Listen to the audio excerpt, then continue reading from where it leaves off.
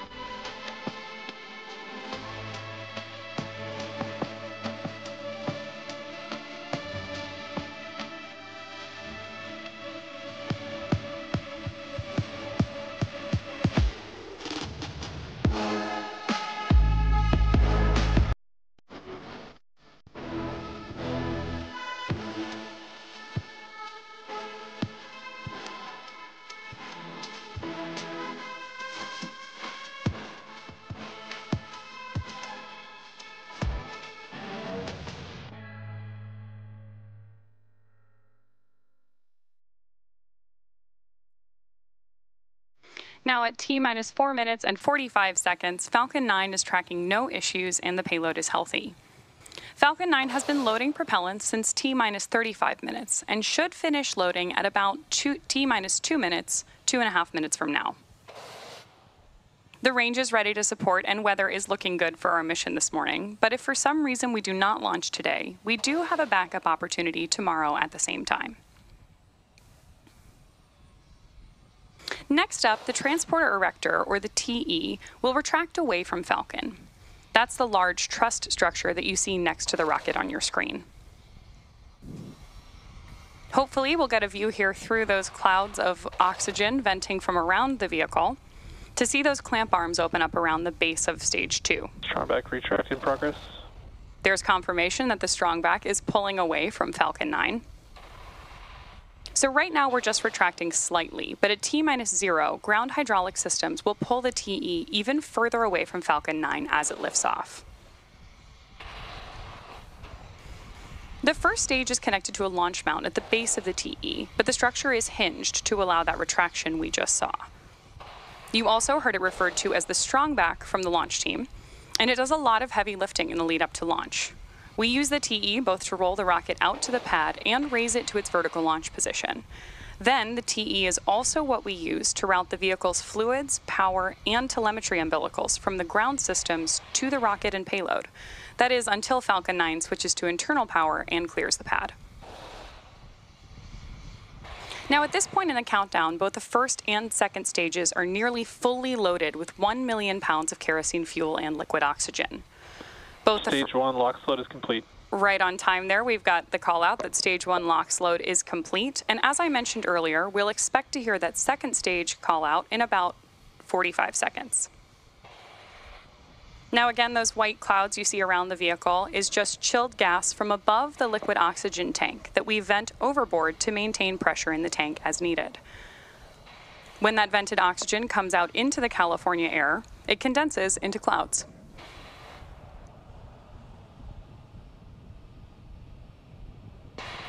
At T-minus 60 seconds, we should hear the call out that Falcon 9 has entered startup mode. This means that the rocket's autonomous internal flight computers have taken over the launch countdown. Then, just inside of T-minus 2 seconds, we light the M1D engines for liftoff. With just about 2 minutes to go, the two WorldView Legion satellites continue to be healthy.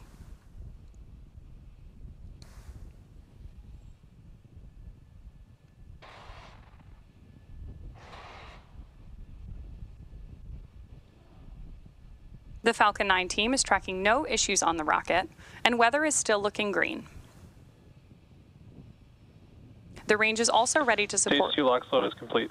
There's that call out that stage 2 LOX load has also been completed, and the range is standing by to support our T0 time of 11:36 a.m. Pacific. Current gas closeouts. With that, we are stepping into the final minutes of terminal count.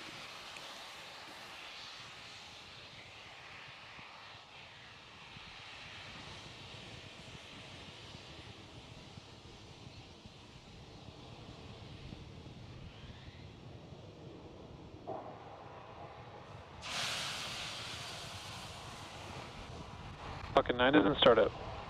There's confirmation that Falcon 9 is on internal power and that stage 1 and stage 2 have begun pressurizing for launch. LD is go for launch. There you heard our launch director give the final go for launch. So at T-minus 38 seconds, all systems are go for launch of Falcon 9 with the WorldView Legion satellites on board. T-minus 30 seconds.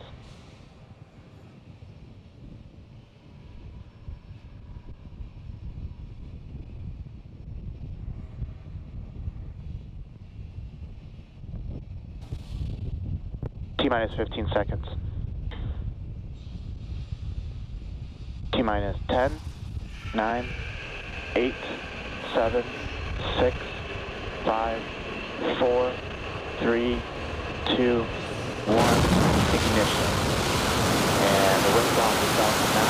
Go SpaceX, go WorldView Legion.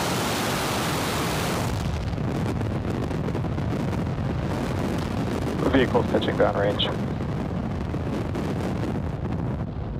Stage 1 propulsion is nominal.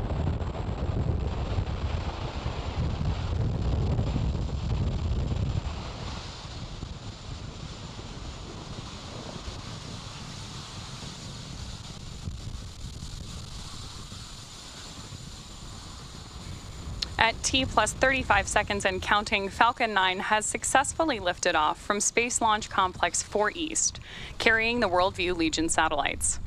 In just a few seconds, we'll throttle the engines. Telemetry nominal. There's confirmation that engine telemetry is nominal. We are preparing to throttle the engines down in preparation for max Q, or the period of maximum aerodynamic supersonic pressure on the vehicle. And with that call out, we know that Falcon 9 is moving faster than the speed of sound. During ascent, we tilt the engines. Max Q. There's the call out for max Q. Now, the technical term for that engine tilt is called gimbaling. That turns the rocket horizontally in what we call a gravity turn. The vehicle is still going up, but now we're also heading horizontally away from the launch pad. The rocket typically needs to go about 17,500 miles per hour in order to avoid being pulled back down to Earth and reach orbit. You can keep an eye on that Stage 1 telemetry in the bottom left-hand corner of your screen. Now we have 5 events coming up in quick succession, and we should hear all of these called out by Mission Control, starting with MECO, then stage separation, SES-1, first stage boost back burn, and fairing separation. During MECO, we'll shut down all 9 M1D engines on the first stage. Stage separation is when the first and second stages of Falcon separate from one another, and second engine start 1 is when we will light the MVAC engine on board the second stage for the first time. Shortly after that, we should also see those 2 fairing halves jettisoned.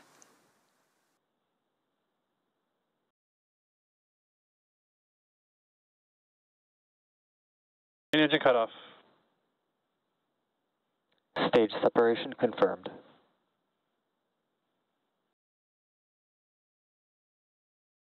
MVAC ignition. Stage 1 boost back startup.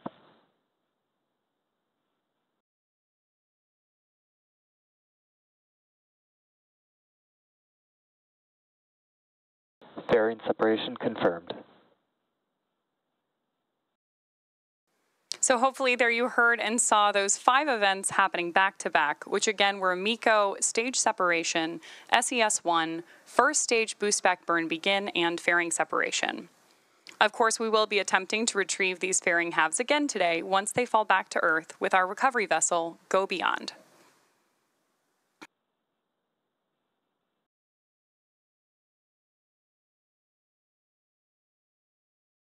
Stage 1 boost back shutdown. There's confirmation that the first stage has ended its boost back burn. Really great views on your screen right now, too. We are just about T plus 3.5 minutes into today's mission, and just about 3 minutes from now, you should see on your screen the first stage's entry burn begin. Now to start the entry burn, we will relight 3 of the M1D engines, starting with the center engine, known as E9, followed shortly after by the E1 and E5 engines. This is similar to pumping the brakes to slow down, and the vehicle will pass back. Both vehicles are on nominal trajectories. Confirmation there, we're on a nominal trajectory. Now we need to slow down to reduce re-entry forces, which then helps us to recover and reuse the first stage. During the entry burn, Falcon 9 is decelerating by firing its Merlin engines, but we're still moving really fast. This causes the vehicle to fly through Merlin's exhaust gases, also known as the rocket's plume, which deposits a layer of soot on the vehicle surface. That soot comes from the carbon-based fuel that Falcon 9 uses, and with each flight, the soot builds up a little more on the outside of the rocket. Oftentimes, prior to launch, you can see the soot from prior flights on the first stage.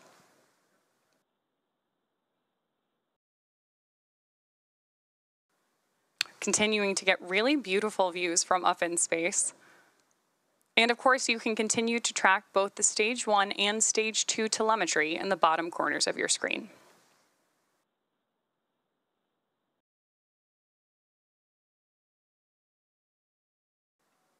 On the left-hand side of the screen, you've got views of our grid fins with the Earth in the background.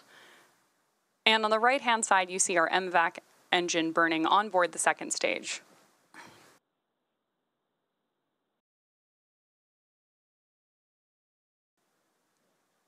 On board the second stage are Maxar's first of 2 WorldView Legion satellites. Those satellites will replenish a portion of Maxar's existing constellation to expand capacity.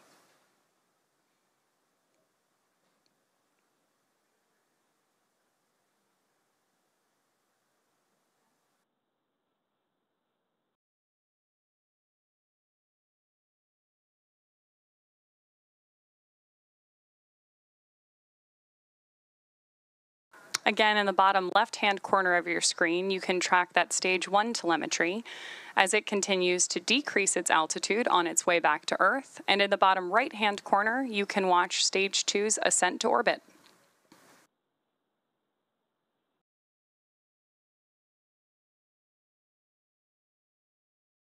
The grid fins that you can see on your screen right now are the primary mechanical mechanism by which we steer the first stage on its re-entry.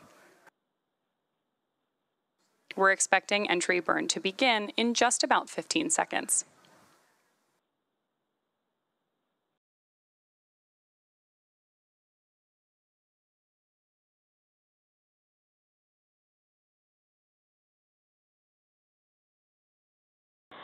Stage 1 entry burn startup. There's confirmation of entry burn startup. Great view of that on your screen as well. Reusability is key to lowering the cost of spaceflight, which enables more investments in critical scientific research.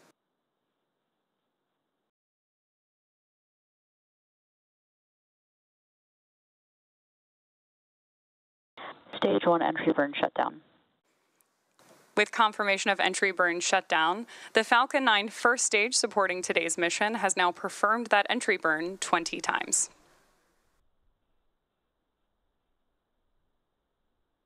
The Merlins on the first stage are optimized for sea level. These achieve 190,000 pounds of thrust each during ascent and descent. At liftoff, Falcon 9's first stage, there's confirmation that both the first and second stage are still on nominal trajectories. Stage 1 transonic. Confirmation there that stage 1 is transonic. Stage 1 landing burn. Stage 2 FDS has safed.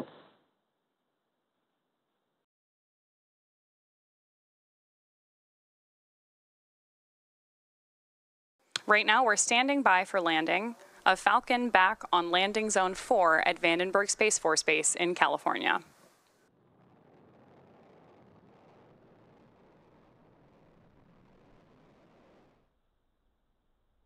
Landing leg deploy.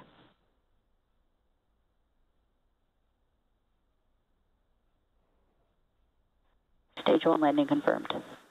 Confirmation there that of the 20th launch and landing for this first stage. This is the third booster to complete 20 flights. And this landing marks SpaceX's 302nd recovery of an orbital class rocket, including first stage landings for Falcon 9 and Falcon Heavy.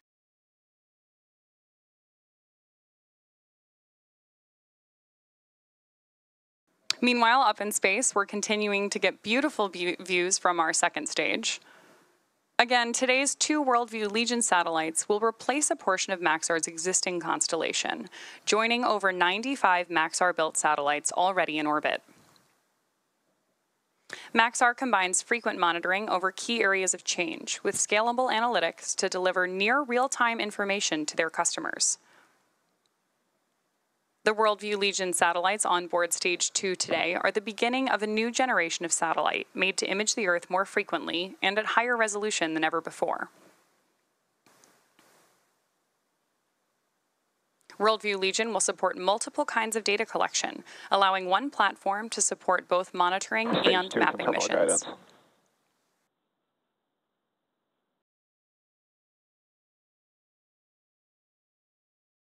Now we are standing by for confirmation of second engine cutoff 1, expected in just about 10 seconds.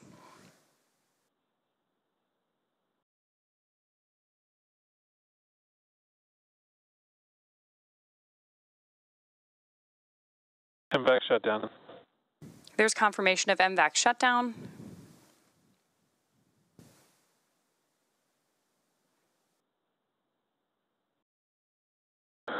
Nominal orbit insertion. And confirmation of good orbit insertion. While we are just a few minutes away from payload deployment, it's going to happen between ground station coverage. So confirmation will come on X when we regain coverage later on in the mission.